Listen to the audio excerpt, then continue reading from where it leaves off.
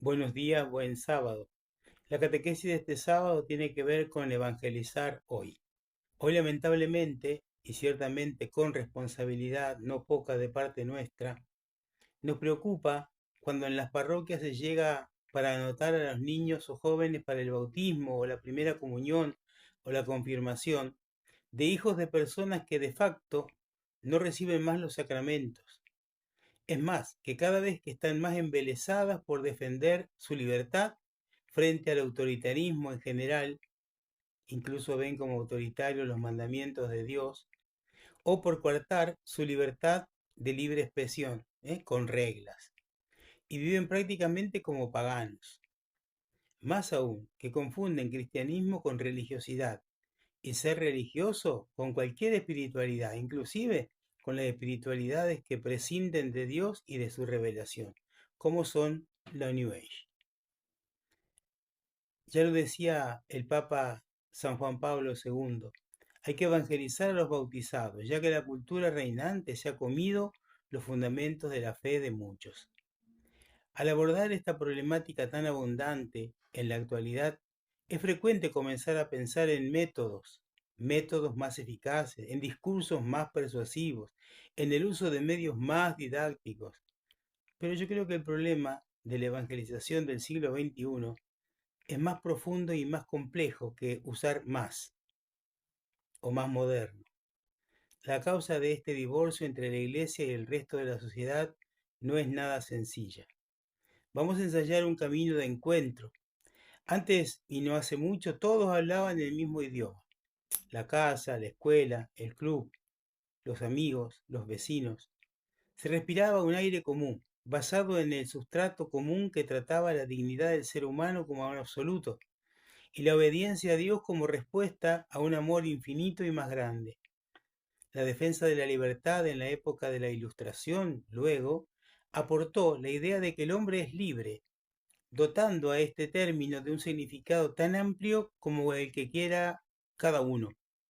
La batalla por la libertad se planteó entonces como un enfrentamiento entre la razón, la dueña de la libertad, y la iglesia, por ejemplo, como negando esa libertad de la razón. Planteadas así las cosas, es lógico.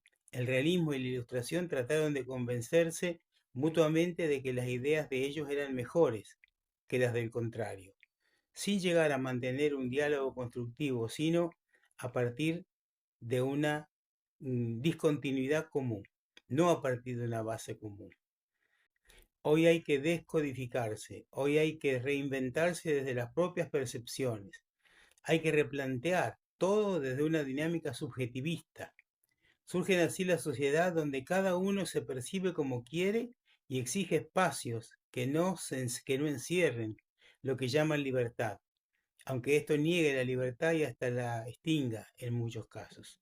Surge así una sociedad de impacto, donde la aspiración de los jóvenes es llegar a ser influencers. La humanidad queda así expuesta a la subjetividad de sus emociones. Benedicto XVI no entra en esta batalla. Intuye que la solución no es la supremacía de una corriente sobre otra, sino que abre una nueva vía proponiendo la vía de la razón del logos.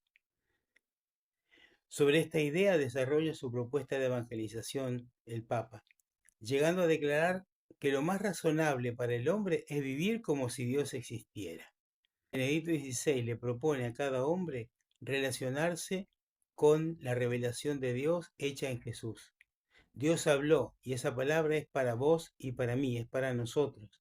De esta manera el hombre solo puede crecer como ser que se entiende a sí mismo en relación a Cristo y entender a los demás como sujeto de relaciones personales.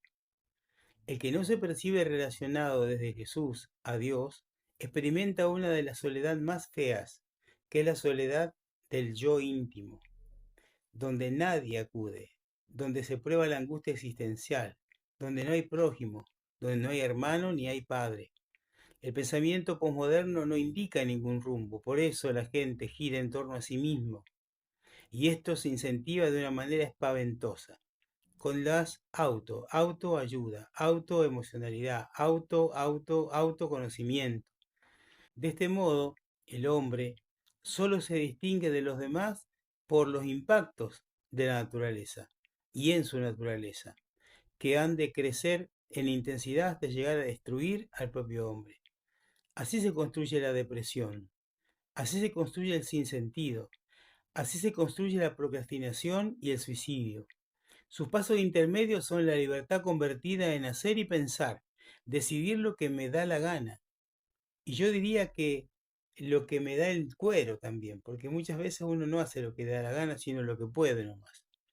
Y esto para sufrir menos el aislamiento que es la falta de sentido. Y ahí aparecen el vicio, la pornografía, los tatuajes y todo el mundo transnatural que queremos imaginar, porque al no haber trascendencia lógica, el corazón del hombre sigue queriendo trascender. Busca, pero busca mal, y por eso no encuentra. Y esto marca el final del trayecto hacia la libertad. Bajo este esquema, lo poco que podemos hacer para evangelizar es dar consejos, testimonios, que pueden ser aceptados por el otro. Esto es re importante y súper rico. El Papa Juan Pablo, Benedicto y Francisco proponen dar a conocer el ejemplo de los santos. Y hasta hablaron de los santos de la puerta de al lado, ¿se acuerdan?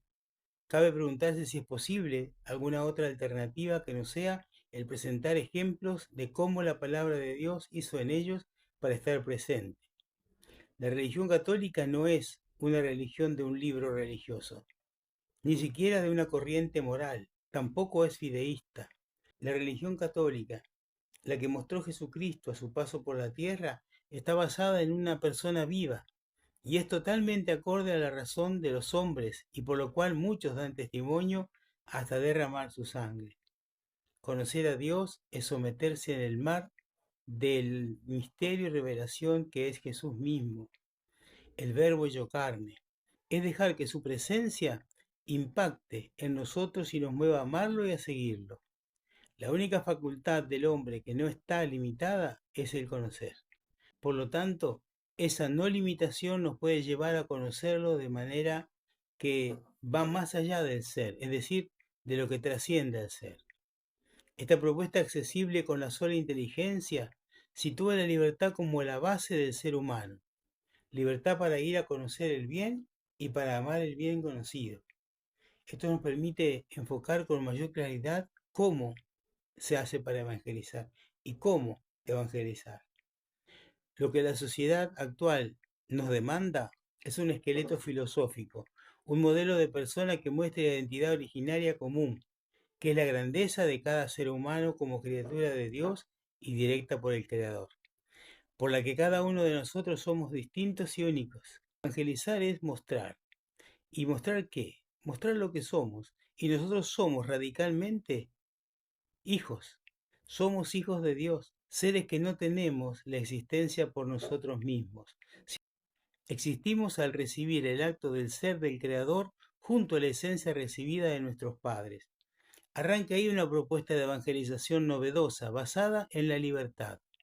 De esta manera se pueden afrontar los retos de la humanidad que camina envuelta en la ideología posmoderna como una forma de pensar y de la tecnología y ciencia como cimientos de vivir. Pero lo que es engañoso ya es que en su resultado es vivir como ovejas sin pastor, ya que ya no se sabe qué es lo bueno y qué es lo malo, qué es lo bello y qué es lo feo, qué es lo que dignifica y qué es lo que denigra. Por eso nos damos cuenta que evangelizar no es cuestión de métodos, ni de marketing, ni de nuevas propuestas. Es sencillamente mostrar la persona de Jesús viva tal como Jesús es. Conocer a la persona de Cristo es entrar en el terreno de lo dinámico. Jesús no es un concepto, no es un libro, no es una religión, no es un saber. Jesús es un quién. Aunque concepto lo podemos encuadrar a Jesús, que es libertad máxima en sí mismo, no lo podemos encasillar, ni siquiera en el catecismo, sino que lo podremos ir conociendo en una relación personal y comunitaria con Él. Y será este Jesús, relación con el Padre y el Espíritu Santo, quien nos devolverá la dignidad que los posmodernos nos quieren robar.